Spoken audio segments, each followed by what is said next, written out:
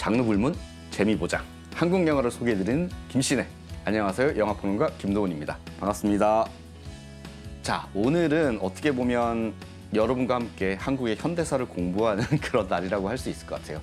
이 작지만 정말 유구한 역사를 가진 한국은 정말 굴곡진 역사의 굴착기에서 참 많은 사건을 겪어왔습니다. 그래서 오늘은 이 한국 현대사의 실존 사건을 그린 현대사를 다룬 한국 영화 4편을 소개해드릴까 합니다. 변호인, 1987, 화려한 휴가, 그리고 국가 부도의 날입니다.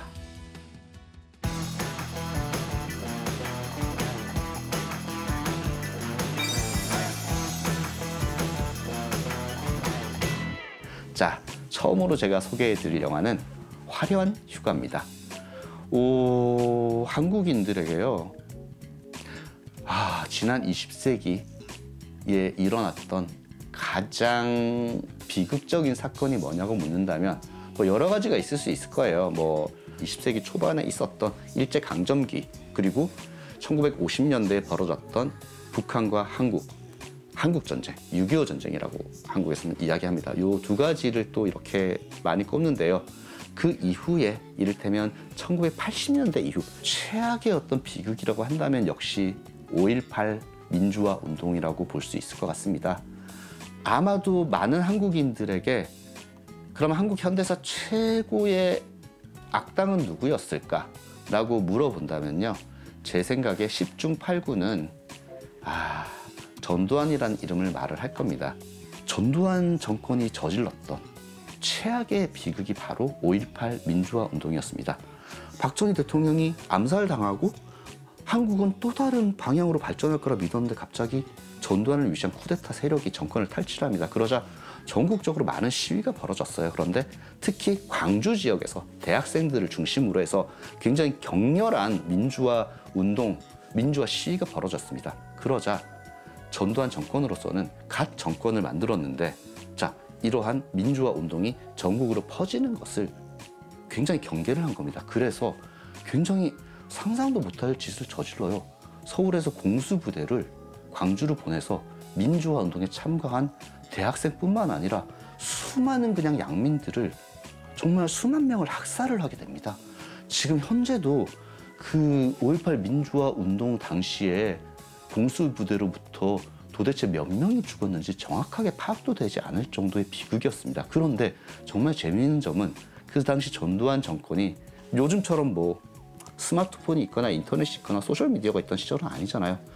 완벽하게 언론을 통제를 했습니다. 그래서 부산 지역에 살던 저 같은 사람들, 그리고 서울에 살던 많은 사람들이, 아니 한국의 군인들이 광주라는 한국의 도시에 가서 정말 수많은 양민들을 총으로 칼로 학살했다는 사실조차 모르고 있었어요.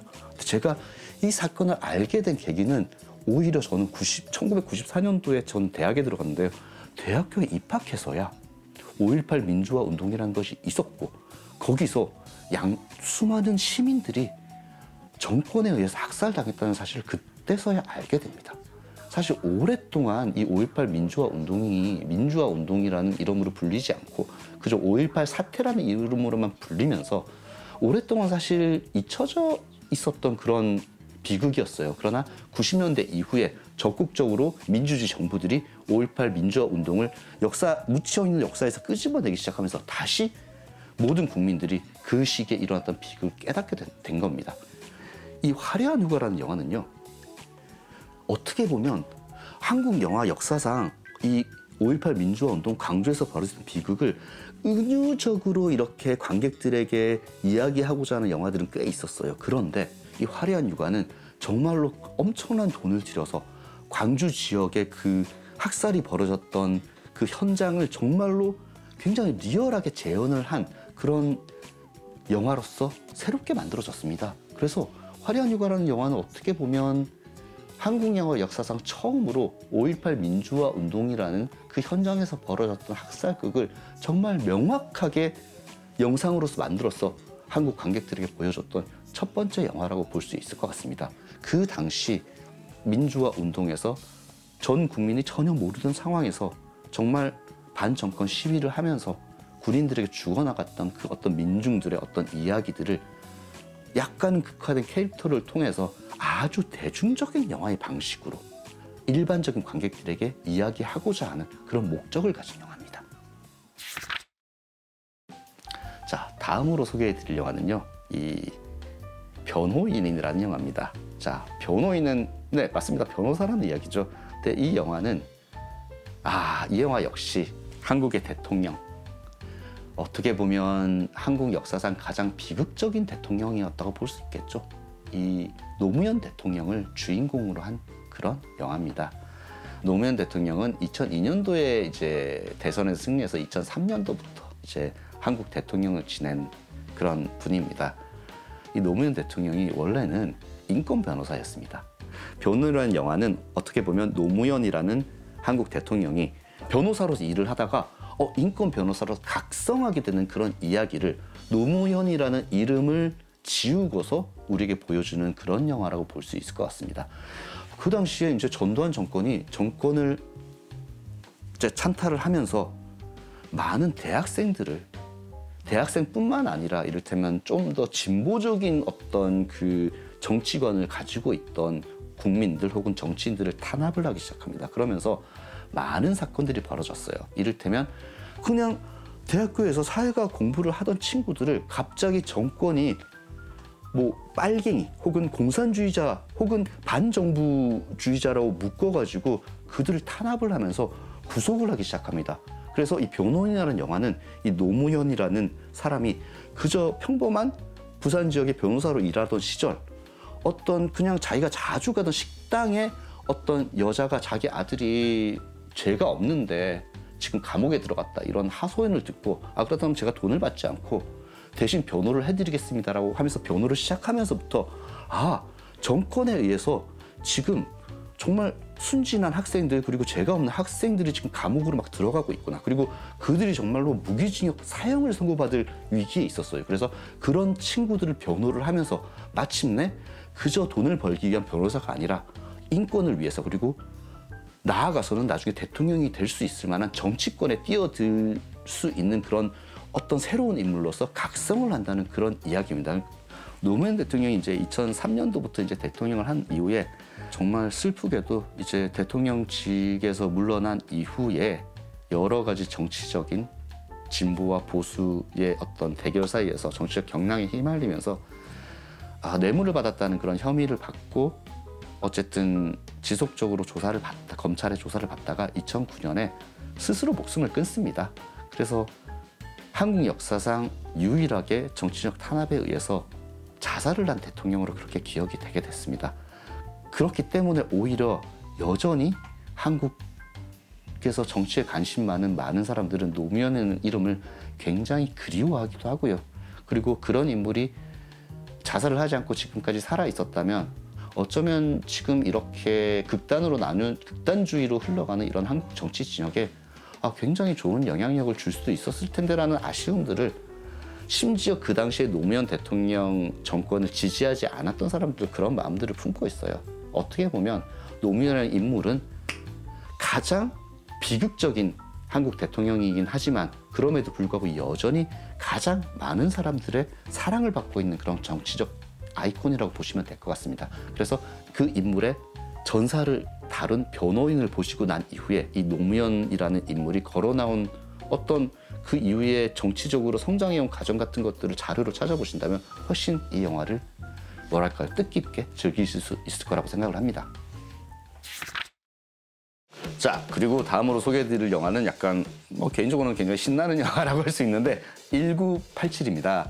자, 제가 지금 화려한 휴가가 변호인 모두 다 이제 1980년대 한국의 현대사의 어떤 비극을 다루고 있잖아요. 그런데 1987은 굉장히 중요한 날입니다. 1987이 어떤 해냐면 마치 정말 전국적으로 민주화 시위가 벌어졌습니다. 근데 이 민주화 시위를 군사 정권이 탄압을 어떻게든 하려고 했지만 너무나 그 민주화 운동의 열기가 그냥 대학생들뿐만 아니라 일반 회사원 그리고 전 국민에게 이렇게 뻗어나가면서 우리 이제 민주화로 나갑시다라고 하는 어떤 선언이 이루어졌던 그런 해입니다. 그러니까는 1987년이 왜 중요하냐면 한국 민주화의 어떻게 보면 첫 번째 단추를 낀 그런 해라고 볼 수 있을 것 같습니다. 근데 이 1987은요, 정말로 어떤 방식으로 1987년에 수많은 캐릭터 사람들이 참가한 그 시위가 퍼져나가서 결국 승리를 거두게 되었는가를 다루는 정말 어떻게 보면 역사 블록버스터라고 할 수 있는 영화입니다.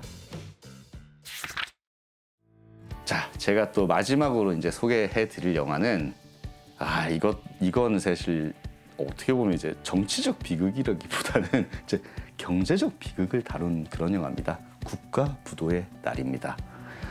이것도 제 경험을 말씀드려야 될 것 같은데요. 제가 이제 1994년도에 대학교에 들어갔고 1996년도에 군대에 가게 돼요. 근데 군대에 갔는데 군대 가면 이제 뭐 쉴 때는 할 게 없어요. 그래서 TV를 계속 보는 거예요. 뉴스를 보는데 갑자기 97년쯤부터 매일매일 한국 회사들이 도산을 했다는 뉴스가 나오기 시작하는 겁니다. 대우라는 그룹이 지금의 삼성, LG와 맞먹는 정말 한국 최강의 그룹 중에 하나였는데요. 어느 날 그 군대에서 뉴스를 보다가 대우 기업이 도산을 했다라는 뉴스를 보고 그때 깨달았던 것 같아요. 나 지금 군대에 있어가지고 바깥 돌아가는 이야기를 잘 모르지만 한국이 망했구나. 그 당시가 그런 시기였죠. 한국만 망했던 게 아니라 이제 동아시아 경제 위기가 벌어졌던 그 시기가 96년부터 한 98년 정도까지입니다. 태국이라든지 많은 국가들의 경제가 완전히 몰락하는 계기가 됐어요. 이제 동아시아 전체적인 어떤 화폐 가치가 너무 이렇게 바닥으로 떨어지면서 정말 모두가 고통을 겪었는데 그 중에서도 가장 철저하게 망한 나라가 사실은 한국이었습니다. 그래서 그때 저는 이제 군대 제대하고 대학에 들어갔더니 문화가 바뀌어 있었어요. 왜냐하면 제가 대학에 입학했을 때는 그냥 대학 4년만 나오면 거의 100%, 거의 95%에서 100%가 바로 취직이 됐습니다. 왜냐하면 한국 경제가 굉장히 호황이던 시절이거든요. 근데 군대 제대하고 나왔더니 이제는 학교를 졸업하고 졸업장을 따도 학위를 따도 취업을 할 수 있는 사람이 20-30%밖에 없는 걸 그때 제가 깨달았어요. 한국이 완전히 망해버렸다. 어떡하지? 여기서 어떻게 살아남을 수 있지라는 정말 개인적인 걱정도 굉장히 많이 했던 것 같습니다. 신기하게도 그런데 한국이 굉장히 빠르게 그 국가 부도라는 그 위기를 벗어났죠.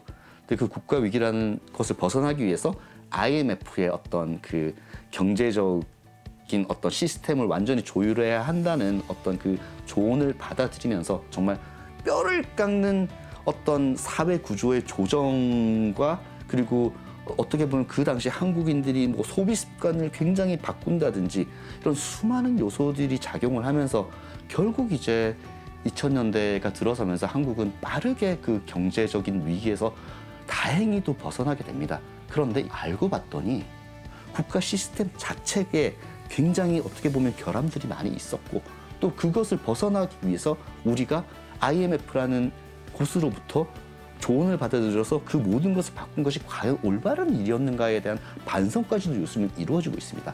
이 국가 부도의 날은 한국이란 나라가 정말로 경제적으로 완벽하게 망했던 그 시점에 도대체 한국에서 어떤 일이 벌어지고 있었는가를 일종의 장르 영화적인 아주 그 쫀쫀함을 유지하면서 일반 관객들에게 대중 영화로서 다시 한번 보여주는 그런 의미를 가진 상업 영화라고 할 수 있습니다.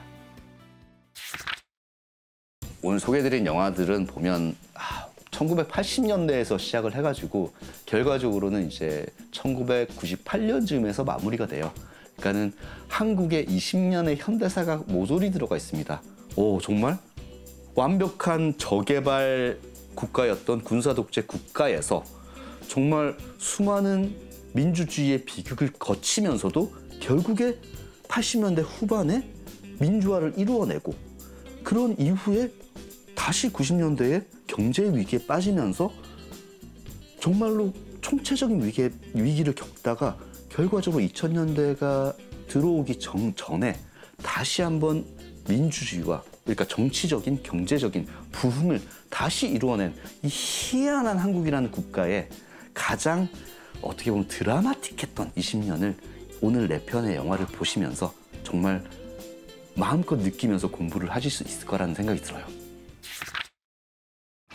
네, 오늘은 어떻게 보면 이제 영화적인 이야기보다는 약간 역사 이야기를 많이 해드렸는데요. 자, 다음 시간에도 오늘처럼 빛나는 보석 같은 한국 영화들을 많이 소개해드리겠습니다.